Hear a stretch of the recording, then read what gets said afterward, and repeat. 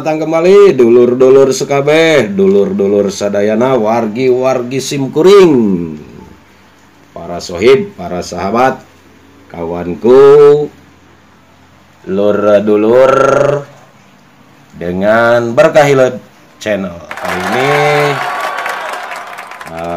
Konten kali ini adalah memindahkan kepik dari media atau kotak atau box yang udah berumur pas 10 hari ya kawan. Ini di sini saya kasih tanggal B050223, itu artinya B di sini merupakan kepik yang ada di kotak ini generasi kedua, itu saya kasih kode B gitu ya. Kalau generasi pertamanya kodenya A gitu ya gitu. Kenapa ada generasi ke-1 kedua? Ya alhamdulillah sampai saat ini saya udah mengembangbiakan atau membudidayakan udah kepik ke generasi kedua ya, dari metamorfosisnya gitu ya. Dari kepik dulu nih, dari kepik dia bertelur, dari telur dia menjadi ulat, dari ulat menjadi kepompong, dari kepompong kembali menjadi kepik. Nah seperti itu.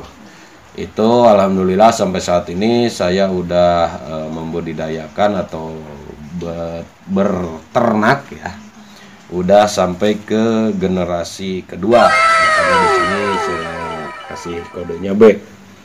Nah di sini 050223 merupakan tanggal dimana dalam satu kotak ini si kepik tadi itu di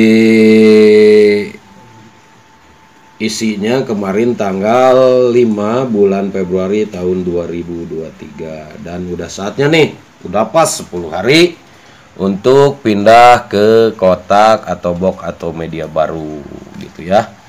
Karena untuk minimalnya itu di 10 hari, maksimalnya 15 hari. Jangan kurang dari 10 dan jangan lebih dari 15 hari karena akan mempengaruhi pada produktivitas telurnya nanti ya dalam satu kotak ini. Nah ini ada sisa-sisa makanan ya, kebetulan kemarin tuh saya ngasihnya ini ada irisan singkong nih guys ya.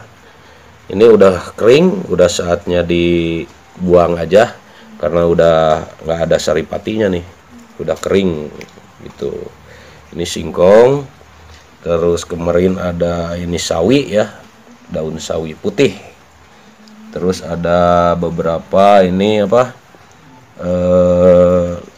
ini nih sisa dari irisan pepaya muda yang udah kering nih, tinggal segede gini.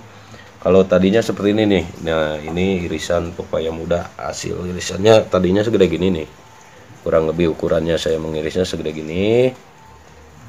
Terus seiring waktu habis ya tinggal ini nih, sisanya tinggal segede gini itu ya. Nah langkah baiknya ini dibersihkan secara manual aja gitu ya, sisa-sisa makanannya sebelum nanti disortir ya, sebelum disortir dan akan dipindahkan ke kotak atau box atau media baru ya. Karena ini kebetulan alhamdulillah nih udah pas 10 hari gitu. Dan nanti ini di bawah ini ada telur ya teman sobat sohib. Ini di dedak, ini kebetulan medianya ini saya menggunakan dedak atau huut ya, bahasa Sundanya itu huut. Ini jadi sisa-sisa penggilingan padi ya, dan dicampur dengan pur gitu, pur ayam. Nah, sortirnya bisa menggunakan penyaring seperti ini. Nah ini bisa juga secara manual nih seperti ini. Nah, menggunakan sendok ya, usahakan sendoknya sendok plastik ya teman ya, supaya tidak mencederai kepik tadi ya. Nah ini disortir dulu, disimpan ke wadah Kebetulan saya di sini menggunakan baskom ya, wadah plastik. Tujuannya untuk apa nih? Disortir dulu, nggak langsung dipindah ke media atau kotak baru. Tujuannya adalah untuk kembali nanti ditakar kembali ya kawan, ditakar kembali, pasti ini akan berkurang gitu. Dalam satu kotak ini tidak pas 1,5 gelas gitu, karena pasti ada aja 1, 2, 3 ekor kepik yang mati. Nah, alangkah baiknya ketika akan dipindahkan ke media atau kotak baru itu diusahakan takarannya dalam satu kotak ukuran 60 kali 40 dengan ketinggian 7 cm ini diusahakan tetap stabil ya. Dalam satu kotaknya itu di standarisasi 1,5 gelas. Gelasnya gelas ukuran kecil, ukuran kopi ya, kurang lebih 240 mili gitu. Segede inilah kurang lebih minuman mineral yang gelas itu ya, seperti itu nih. Nah, ini penampakannya kawan. Saya menggunakan gelas ukuran seperti ini karena pada umumnya nih para peternak atau pembudidaya kepik dan ulat hongkong menggunakan gelas segede gini nih takarannya. Mereka ketika menjual kepik pun, si kepik tadi itu ada yang dijualnya kiloan gitu ya, hitungannya per kilo, ada juga yang per gelas seperti ini. Waktu dulu juga saya mungkin di tiap daerah, tiap peternak, pembudidaya, harga kepik tuh pasti beda-beda gitu ya. Apalagi kalau misal kita pesennya lewat aplikasi online gitu ya, pasti akan jauh harganya berlipat gitu ketika kita memesan, karena ada ongkos kirim, ada biaya di online tersebut gitu ya. Nah, kalau saya dulu untuk pembibitan awal itu membelinya itu kepik itu di kisaran, kalau satu gelas pas gelasnya segede gini juga, kurang lebih 240 ml ya, gelas kopi lah. Itu dulu di harga per gelasnya tuh 50.000. Kalau per kilonya itu 500.000 gitu. Nah, kebetulan saya beli 1 kilo aja. Kenapa? Karena biasanya nih rata-rata nih 1 kilo itu terhitungnya kalau di misal kepik 1 kilo kalau ditakar dengan ukuran gelas seperti ini itu kurang lebih 10 gelas lebih dan 11 gelas kurang gitu. Jadi ya udah mending 1 kilo dulu waktu saya seperti itu. Karena hitung-hitung sih kalau 10 gelas kan 500.000. 1 kilo 500.000 juga, tapi kalau 1 kilo itu ketika kita ditakar ulang menggunakan ukuran gelas segede ini itu tidak pas 10 gelas tapi 10 lebih, hampir mendekati 11 gelas, kan lumayan lah, ada lebihnya gitu ya. Nah, seperti itu. Ini gelasnya guys itu ya. Nah, tadi tujuannya adalah nanti ini ditakar gitu ya, seperti ini misal contoh nih.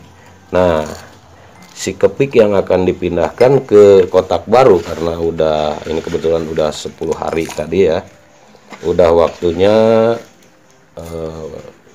dipindahkan pemijahannya ke media baru gitu. Nah, ini ditakar kembali nih kawan, ditakar kembali ke gelas sebelum dimasukkan ke kotak atau box baru. Tujuannya apa? Tujuannya supaya nanti dalam satu kotak ukuran 60 kali 40 tinggi 7 cm itu pas 1,5 gelas kembali gitu. Karena pasti aja berkurang nih. Misal dalam satu kotak pemijahan ini awalnya 1,5 gelas nih. Setelah 10 minimal 10 hari maksimal 15 hari itu pasti aja berkurang tidak pas 1,5 gelas karena pasti ada yang matinya seperti itu. Nah, kalau saya seperti ini nih, manual tadi ya dengan sendok plastik supaya meminimalisir ya belepotan, meminimalisir ya, cedera ketika dipindahkan. Kalau gelas logam kan mungkin aja ketika prosesnya kayak gini memindahkan itu si kakinya atau mulutnya atau sayapnya itu cedera kena sendok logam tadi. Kalau sendok plastik insya Allah aman ya. Ini nanti usahakan bersih ya, usahakan kawan ini isi volume dari kepik itu nanti bersih, dari jangan bercampur pur gitu ya. Takaran 1,5 gelas ini itu harus bersih. Nah seperti itu kawan. Oh ya, kebetulan kali ini saya dibantu oleh anak saya nih, si ganteng kalem ya. Jangan lupa katanya bantu like, share, komen, and subscribe juga ya. Ini anakku si ganteng kalem yang nomor 1 nih. Nih katanya bantu subscribe juga ya. Purwawira YouTube channel dan KP ya, ada 2 channelnya KP nih. KP YouTube channel gitu guys. Nih secara manual aja, tidak menggunakan saringan ini. Jadi dipindah. Nah, ini di bawahnya itu banyak. Ini sebenarnya udah ada nih telur kepik gitu ya. Si telur tadi itu berupa butiran-butiran kecil ya. Kalau orang Sunda bilang tuh paling segede ini, bahasa Sundanya itu lisa gitu ya. Lisa itu telurnya kutu rambut gitu ya. Nah kalau telur yang masih kecil tuh namanya lisa, udah berubah menjadi kutu yang agak gede dikit tuh namanya kuar. Kalau udah jadi kutu beneran itu ya kutu gitu kan, orang Sunda bilang gitu. Nah kayak lisa seperti ini, seperti itu ya si telurnya itu.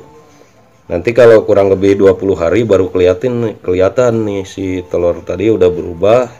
Dengan kurun waktu kurang lebih 20 hari itu udah bisa secara kasat mata dilihat bentuknya seperti jentik gitu. Seperti jentik nyamuk di dalam air tuh, kayak gitu tuh. Nah, udah mulai membentuk lah seperti ulat, bayi ulat gitu ya.